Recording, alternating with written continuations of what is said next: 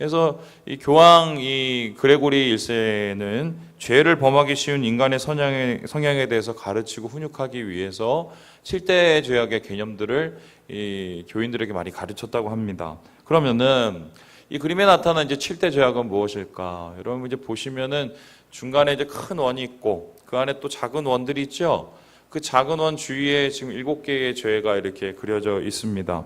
7개의 죄는 교만, 인색, 질투, 분노, 음욕, 탐욕, 나태입니다. 뭐 나중에 이 주제를 가지고 우리가 수요 예배 때 한번 좀 다뤄보긴 할 텐데, 교만하다 뭔지 아시죠? 인색하다, 마음에 이 탐욕이 돈에 쩔어서 이 주변 사람들 돌아보지 않는 것, 그다음에 질투하는 것, 분노에 빠지는 것, 음욕, 음란함, 그리고 물질을 탐해서 아무것도 안 보는 탐욕, 그리고 나태가 이것입니다. 그런데 이제 보시면 7가지의 죄가 그려져 있는 중간에 뭔가 이제 살색이 있고 뭔가 뭐 검은색이 보입니다. 여러분 이게 뭐 같아요?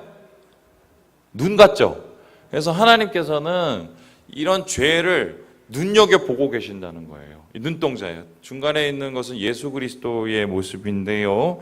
이 예수님 아래 뭐라고 써 있냐면요. 라틴어로 주의하라 주의하라 하나님이 보고 계신다. 하나님이 죄의 뿌리를 특별히 관심을 가지고 보고 계신다는 거예요. 이 세상의 어떤 죄도 주님을 피할 수 없다는 거지요.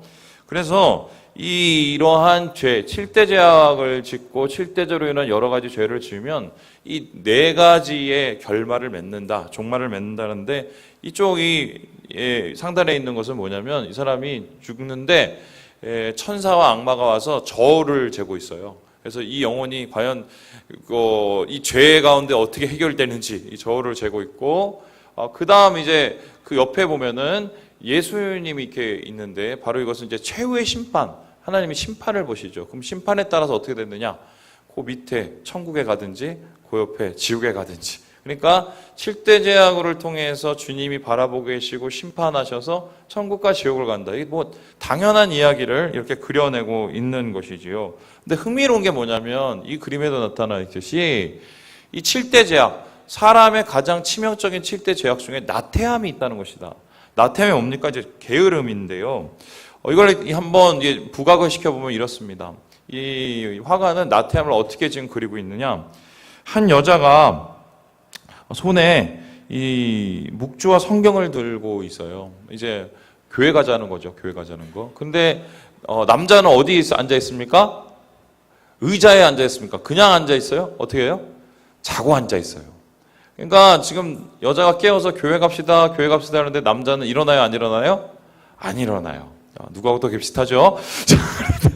근데 더 이제 씁쓸한 게 뭐냐면 그 옆에 남자 옆에 가면 이 난로가 있습니다. 그래서 이 난로에서 이제 뜨거운 열이 나오는데 그 난로 밑에 뭐가 있습니까? 하얀 뭔가 보이죠? 동그란 거. 그게 뭐예요? 개예요, 개. 그러니까 이 화가는 이제 뭘 얘기하고 있냐면 난로의 앞에서 꾸벅꾸벅 졸고 있는 개나 옆에 있는 의자에 앉아서 있는 사람이나 어때요? 같다는 거예요. 왜요? 나태함이 사람만도 못하는 상태로 만들어버린다는 의미이죠.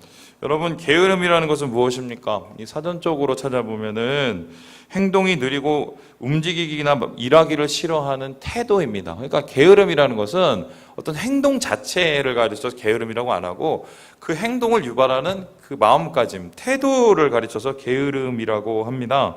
이 게으름은 일을 하지 않으려는 이 태도인데요. 그러면 이런 말이 됩니다. 겉으로는 별 문제 없이 신앙생활 잘하고 예배도 잘 드리고 이런 사람이 있는데 실제로 마음에는 무감각해지고 그냥 나와서 그냥 예배 드리는 거예요. 그럼 이 사람은 게으른 사람이에요? 아니면 부지런한 사람이에요? 게으른 사람이라는 거죠. 왜냐하면 하나님은 우리의 중심을 보고 있기 때문이죠. 어떤 일을 하는가 보다 순간순간 어떻게 지금 마음을 가지고 사는가가 더 중요하다는 이야기입니다. 잠언 기자는 오늘 본문에서 게으름에 대해서 얘기를 하면서 뭐라고 그러냐면 지혜 없는 자라고 얘기합니다. 여러분, 지혜 없는 자는 곧 게으름이다. 지혜 없음이 게으름이다. 그런데 이 잠언 전체를 통해서 지혜라는 것은 여호와를 경외하는 것이거든요. 그러면 게으름은 지혜가 없다는 것은 여호와를 경외하는 거예요, 아니에요? 여호와를 경외하지 않는 이 불신을 뜻하는 것이죠. 그래서 하나님 보시기에 경외를 잃어버린 심각한 죄가 바로 게으름이라고 오늘 잠언 기자가 정의하고 있는 것입니다. 왜입니까? 게으름이 마음의 병이기 때문입니다. 마음이 병드니까 행동도 바뀌고 삶도 망가지는 거지요. 게으름이 실증으로 발전되죠. 안 할래. 실증이 어떻게 돼요? 나중에 반감. 꼭 해야 돼? 그리고 반감이 어떻게 돼? 나중에 아우 나 절대 안 해. 이 죄악으로 바뀌게 됩니다. 그리고 이 죄악은 계속해서 반복돼서 더 깊어지는 경향이 있는데 그 죄악의 반복은 결국 어떻게 해요? 깊은 영적 침체에 빠지게 돼서 더 이상 하나님에 대한 마음을 갖지 못하도록 하는 것이 이 게으름의 끝인 것입니다. 이 게으름에 인해서 우리 지정의가 무너지고 인격이 무너지지요. 영혼을 망가뜨리는 죄의 뿌리, 바로 이 게으름의 치명적인 이유인 것입니다. 그래서 본문은 이 게으름에 대한 이야기를 할 때 이 무너진 영혼의 이 종국을 다음과 같이 표현하고 있어요. 우리 함께 31절, 32절 말씀을 읽어보도록 합니다. 시작. 내가 게으른 자의 그 전부에 퍼졌으며 그 지면이 거친 풀로 덮었고 돌담이 무너져 있기로. 여러분, 이 사람이 이제 게으름을 보았는데 그 게으름의 모습이 어땠냐? 거친 풀과 가시덤불이 가득하고 그 옆을 지키는 이 돌담마도 없어버리는 이 포도밭 같다는 거예요. 한마디로 버려진 포도원이죠.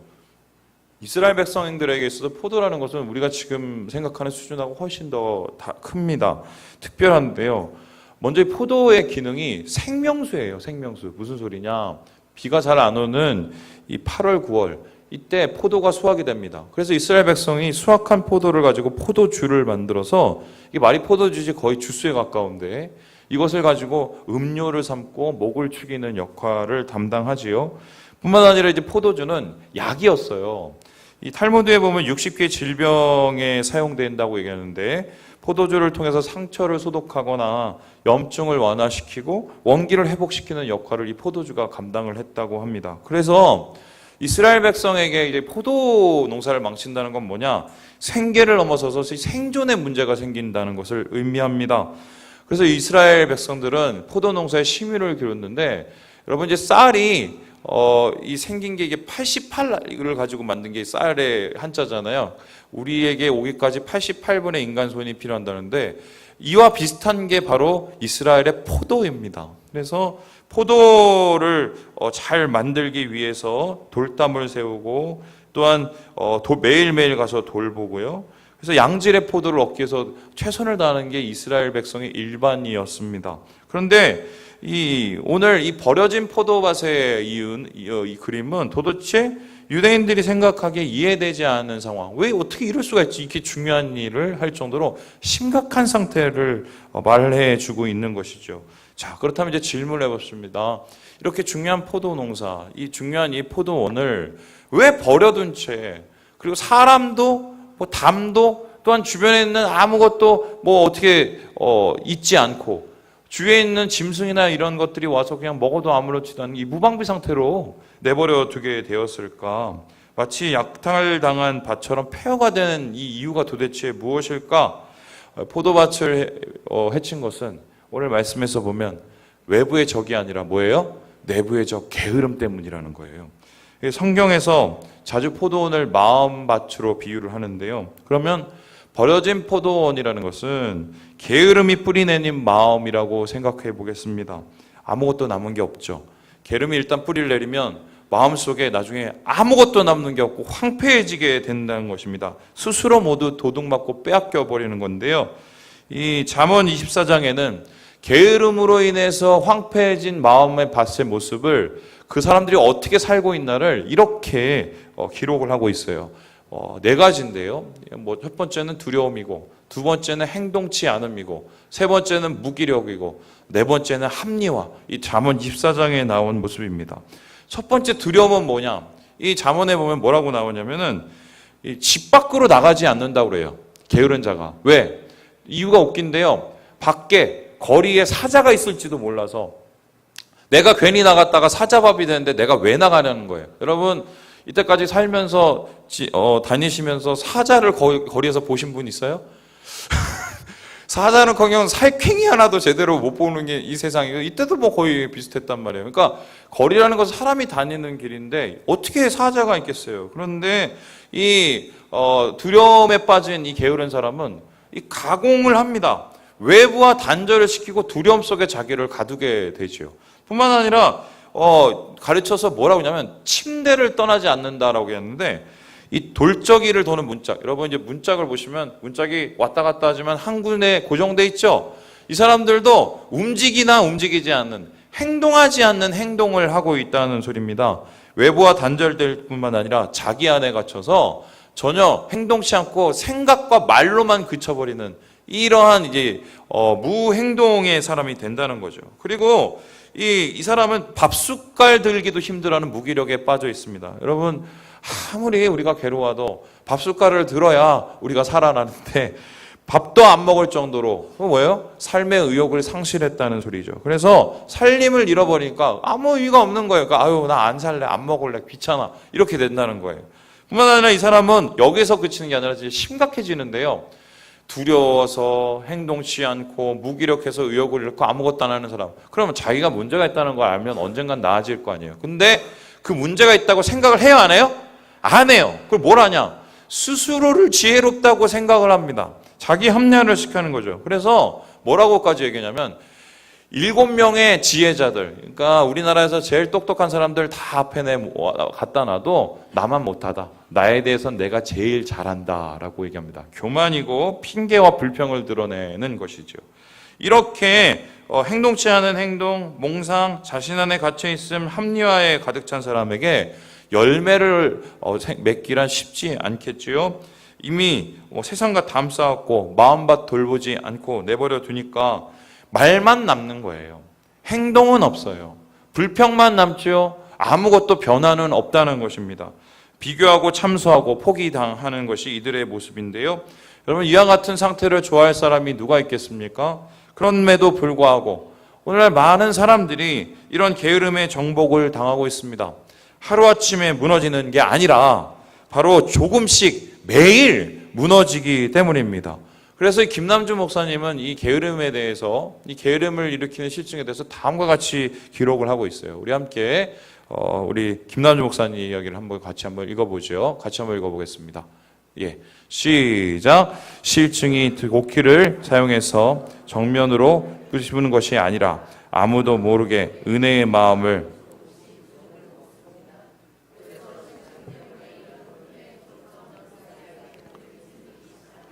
머지않아 부서지기 시작하는 것입니다. 그러나 어느 순간이 지나면 와르르 무너집니다. 가랑비에 속옷 정한단 말이 딱 맞지요. 실증 나죠? 안 해. 하기 싫습니다. 게으름 피웁니다. 그리고 가랑비에 속옷 젖듯 조순이 무너지다가 나중에 어느 순간이 되면 다 무너지는 완전한 폐허가 되는 버려진 포도밭이 된다는 것이죠. 김남주 목사님은 왜 이런 과정이 됐을까? 이것도 과정이 있다고 생각하는데요. 이 실증에 앞선 책이 이제 게으름이라는 책인데, 이 게으름에서 이 사람을 무너뜨리는 이 게으름의 과정을 이렇게 4단계로 이렇게 표현하셨더라고요. 이런 건데요. 첫 번째는 뭐냐면 최선을 다하지 않는다. 이런 쉽게 말하면 뭐야? 아우 피곤해. 할 만큼 했어. 그동안 한 게 어느 정도인데 나 좀 쉬어도 돼. 최선 안 다하는 거예요. 이게 최선을 안 다하다가 나중에 이런저런 일을 그만두기 시작하면 그냥 꼭 해야 되는 의무도 하지 않는다는 것입니다. 이거죠. 아유 안 해 하다가 이렇게 이거 내가 꼭 해야 돼? 이때까지 했는데 이거 뭐 또 해야 돼? 이렇게 생각한다는 거예요. 그래서 3단계는 어떻게 되면은 다른 즐거움을 찾는 겁니다. 나는 보상받을 자격이 있어. 나는 즐길 자격이 있어. 자기의 마음을 채우고 욕망을 채운 다른 것을 찾게 되고요. 마지막에는 어떻게 돼요? 비교의식에 빠집니다. 무슨 소리예요? 뭔가 마음속에 양심이 찔리면 어떻게 돼요? 아유 쟤도 안 하고 대부분 안 하는데 내가 해야 돼? 이러면서 합리화시키고 자존심 세우고 마비된 양심을 갖게 되지요. 처음에는 별로 티가 나지 않는데 종국에는 불신자보다 못한 삶을 살게 됩니다. 여러분 어떻습니까? 한국의 오늘날의 모습, 한국교회 오늘날의 모습과 같지 않나요?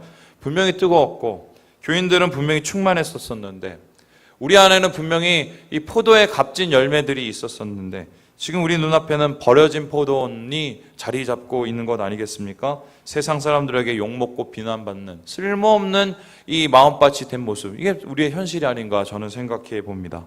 제가 이렇게 말씀을 드릴 때 마음 가운데 좀 불만이 있으신 분들이 있어요. 뭐 이런 거지요. 목사님 그래도 너무한 거 아니에요. 제가 사람이 살다 보면은 게으를 때도 있고 좀 천천히 갈 때도 있지.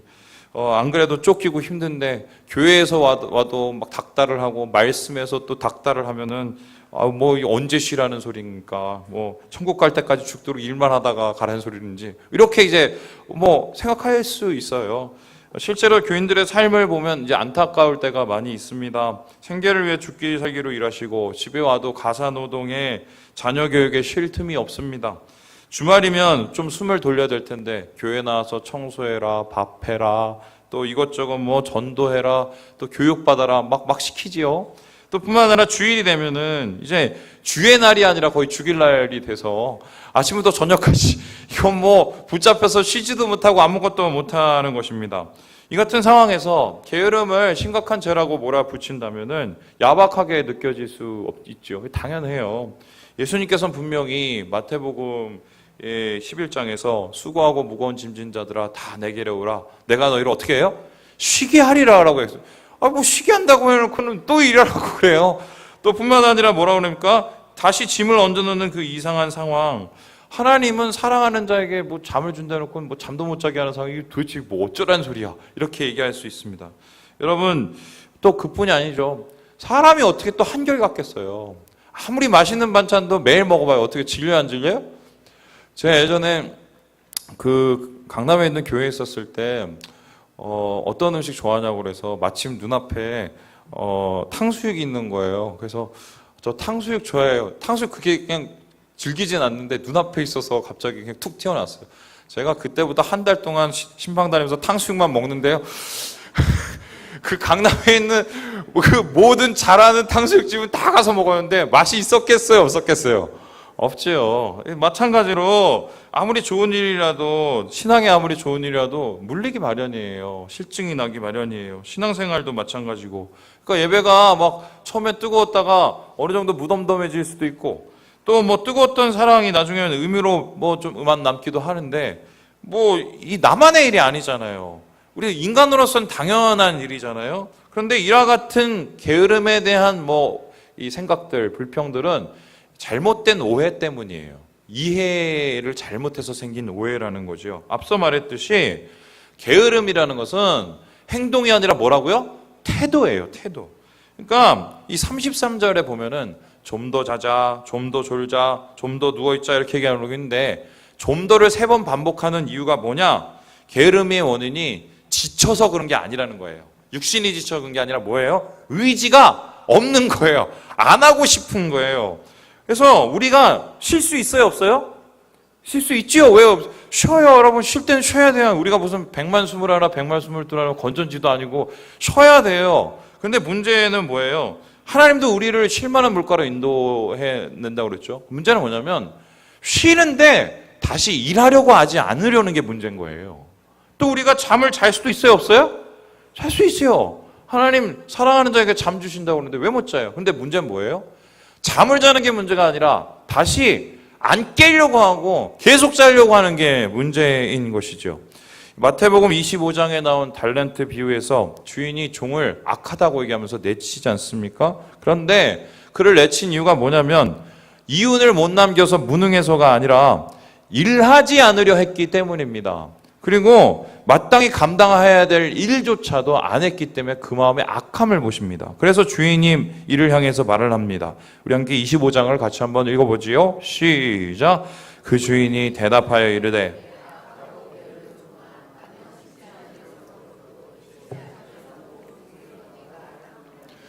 주인이 기분이 나쁜 거예요. 뭐가 기분 나쁘냐? 네가 왜 안 했니? 그랬더니 아유 이렇게 돈이라도 갖고 있어야 뭐 아무 일도 없지요. 안 그러면 저 주인님한테 혼날까 봐 그랬어요. 주인님을 다른 식으로 생각을 하고 사랑하지 않는 거지요. 의지의 결여 그리고 핑계만 남는 것. 종은 아무것도 하지 않고 적당히 방치하고 포기했습니다. 주인을 믿지 않기 때문이죠. 그래서 게으른 종의 체온은 자기 말대로 망가졌어요. 버려진 포도원이 된 것이죠. 모든 것 빼앗기고 어둠으로 내쳐서 슬피 울며 이를 갈게 된 것입니다. 자, 그러면 좋습니다. 행동이 아니라 태도. 태도가 중요하다. 내 태도를 바꿔야 되나?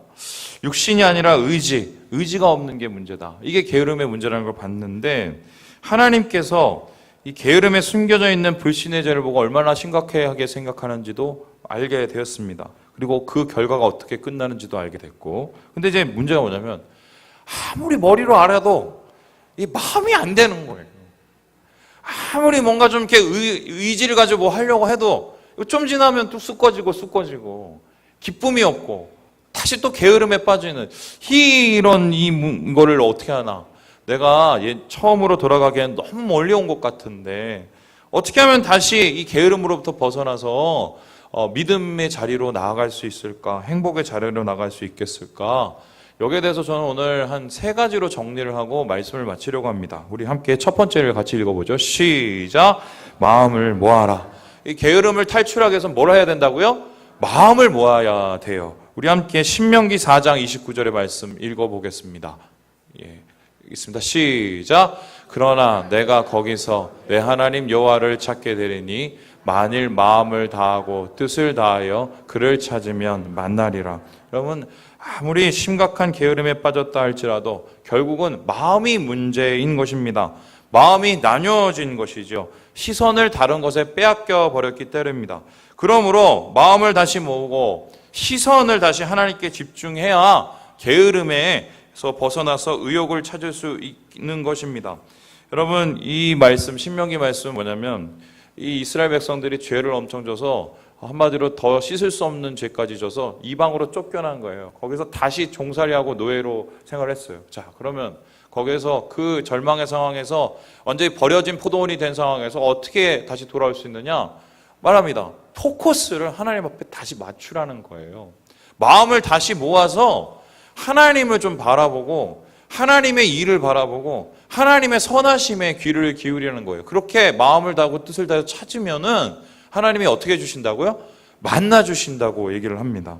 여러분, 생각을 해보세요. 경주마 한번 보세요. 경주마 막 경주하는 거. 여러분, 이 경주하는 마의 눈을 한번 자세히 보셨어요? 눈 옆에 이제 뭐가 있어요? 뭐 검은 게 기계에 막혀 있어요. 왜 이러죠? 앞에만 보라는 거예요. 가장 좋은 기록을 하기 위해서 가장 좋은 힘을 내기 위해서는 어떻게 돼요? 옆 두리번거리면 돼요? 안 돼요? 안 된다는 거예요. 그래서 하나님께서도 우리의 마음이 나뉘어져 있어서 이 게으름 속에 빠져 있다면 하나님만 앞을 바라보고 나아가라는 겁니다. 이 베드로가 물에 빠진 이유가 뭡니까?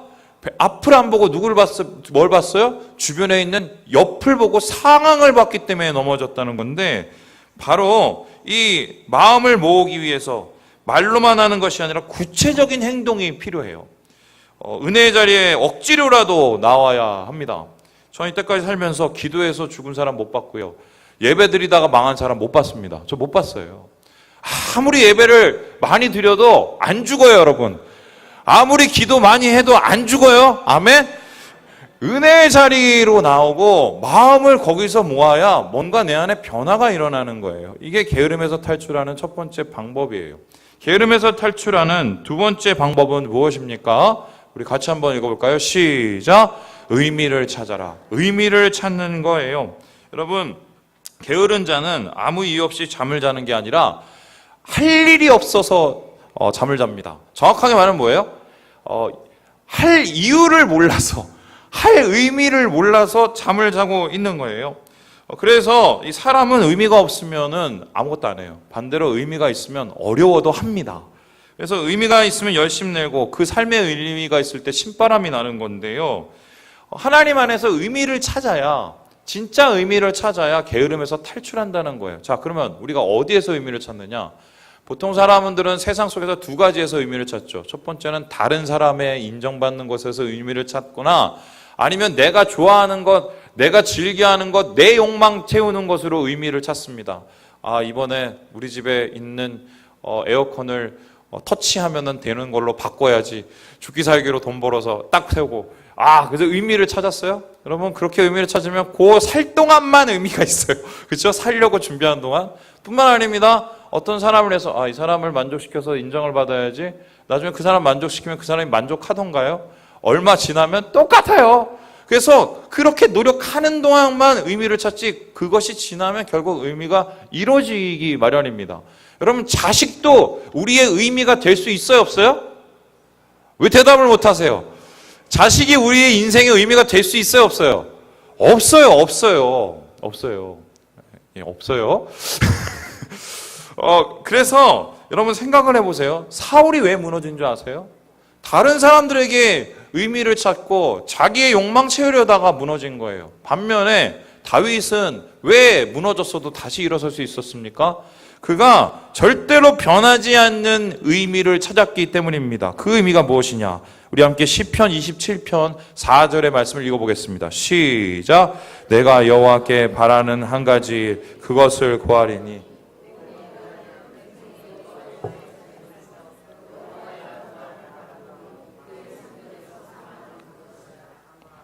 여러분, 또 예배드리라는 소리시나? 또 뭐 교회 열심히 다니나? 다른 거 있으면 얘기를 한번 해보세요. 우리의 영혼을 위해 살리기 위해서 할 수 있는 다른 것, 하나님의 임재 외에는 없어요. 우리의 목적, 목표, 하나님 사랑받는 거예요.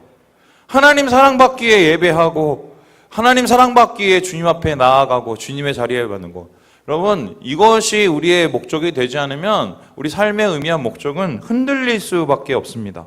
당신은 사랑받기 위해서 태어난 사람, 노래만 하지 마시고 정말 하나님 사랑받기 위해서 우리 한번 태어나 보자고요. 주님께서 이렇게 사랑하는 자, 주님을 사랑하는 자에게 사랑을 주십니다. 그것이 성경이 얘기하는 우리에 대한 약속인 것이죠. 마지막으로 게으름을 탈출하는 방법이 무엇이냐? 우리 같이 한번 읽어보죠. 시작. 새로운 사명에 도전하는, 새로운 사명에 도전하는 것입니다. 게으름에서 탈출하기 위해서 새 사명을 한번 해보는 거예요. 벅차더라도. 우리 함께 열왕기상 19장 15절 말씀 있습니다. 시작. 여호와께서 그에게 이르시되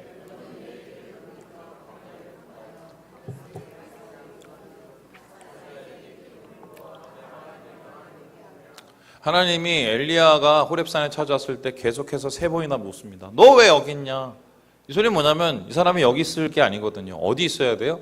사역 자리에 있어요. 사명의 자리에 있었는데 여기 왔습니다. 그랬더니 이 엘리야가 한다는 소리가 뭐냐면 이거 해도 안 돼요. 나 이제 안 할래요. 차라리 죽을래요. 이 게으름과 영적 침체 끝에 가 있지요. 이 나태함의 끝에 가 있는 이 엘리야에게 하나님이 어떻게 그를 회복시키시냐? 새로운 사명을 주세요. 그 새로운 사명은 뭡니까? 이전의 사명은 우상과의 직접적으로 싸우는 이 치열한 싸움이라면 새로운 이 사명은 새로운 역사를 준비하는, 그리고 하나님의 새로운 세대를 준비하는 보이지 않는 중요한 사역을 그에게 맡깁니다. 그 이후에 엘리야가 내려가서 뭘 했느냐? 자기의 후계자인 엘리사를 세워서 그를 훈련시키고, 그리고 예후와 또한 뭐 이런 여러 가지 하사엘 왕을 세워서 그 후에 역사를 변화시킬 이 방법들을 준비하는 것이지요. 여러분, 만일에 교회 생활 가운데서 권태를 느끼고 있고 마음을 모으고 의미를 찾으려 해도 잘 되지 않고 있다면 이렇게 권하고 싶습니다. 새 사명, 새 사역에 도전해 보세요.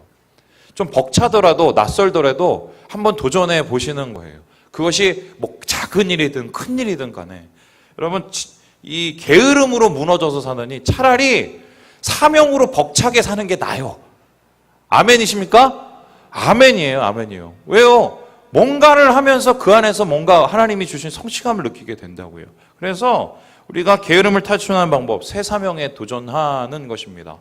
여러분과 함께 한 사람 이야기를 하면서 오늘 이 말씀 마치려고 하는데요. 바로 이 그림입니다. 여러분, 옆에 이제 이 집이 하나 보이고 이 사람의 얼굴이 있는 이 표지석이 하나 보이는데요. 바로 이 사람이 누구냐면 이 파리에 있는 아베 피에르라는 사람의 이 초상이고요. 그 옆에 있는 아베 피에르가 만든 엠마우스 운동본부 이 집입니다. 공동체죠. 이 피에르라는 사람이 신부인데요.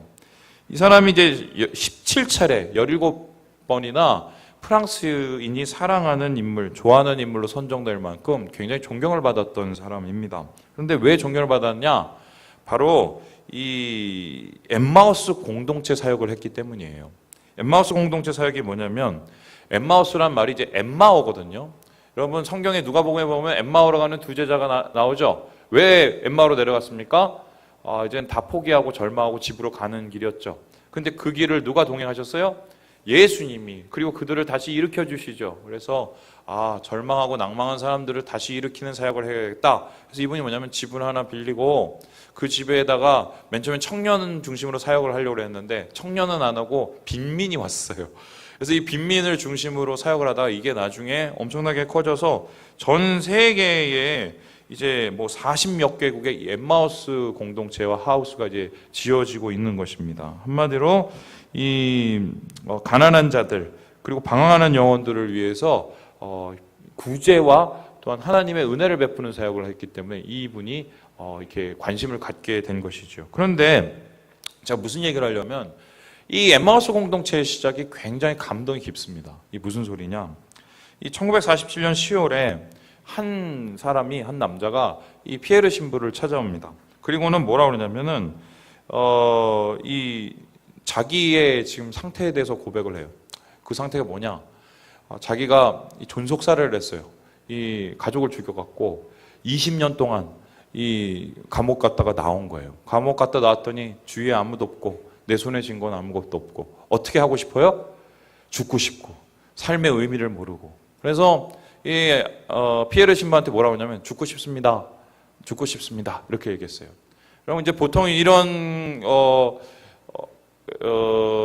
이 사람이 와서 이렇게 인터뷰를 요구하면 어떻게 대답을 해줘야 될까요? 안 돼요. 그래도 살아야지요.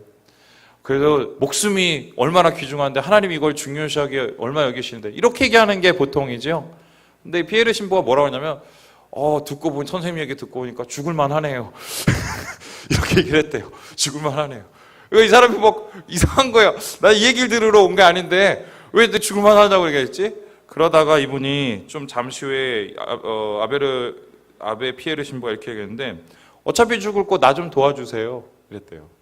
뭐냐? 이 사람이 알고 봤더니 목수였는데 나 도와서 지금 집 짓고 있는데 빈민이어서 이 집 짓고 죽으세요. 이러면서 좀 도와달라고 이제 얘기를 한 거예요. 이 얘기를 듣고 좀 뭔가 이상한 좀 이 반응을 놓고 뭔가 이제 마음이 움직였던 거 봐요. 그래서 어떻게 해요? 그 다음날 연장을 다 들고 나와서 피에르 신부하고 집을 짓기 시작합니다. 그렇게 집을 짓는 것이 15년 동안 정말 죽기까지 집을 짓다가 빈민을 위해서 사역하다가 이 사람이 열심히 이 하나님께 갔죠. 그 사람 이름이 뭐냐면 조르주라는 이 사람이에요. 여러분 이 이야기가 결론적으로 뭐냐면 빈민을 살리는 엠마우스 공동체의 출발점이 됐거든요. 그럼 우리가 이걸 통해서 뭘 할 수 있습니까? 의미를 찾고 구체적으로 우리가 하나님의 선한 일에 마음을 힘쓰면 우리의 삶 속에서 주님의 영광과 거룩이 나타나는 거예요. 그래도 여러분 포기하지 마세요. 낙담하지 마세요. 우리가 넘어질 수는 있어도 그 자리에 머물러 있는 건 이건 게으름이에요. 하나님께서 원하시는 것은 마음을 모으고 의미를 찾고 새로운 사명에 도전하기를 원하세요. 그런 자들에게 주님 새 길 열어주시고요. 그 길을 통해서 하나님의 영광을 나타내시는 것입니다. 말씀을 마칩니다. 여러분 우리 주위 옆형 자매에게 이렇게 한번 얘기합시다.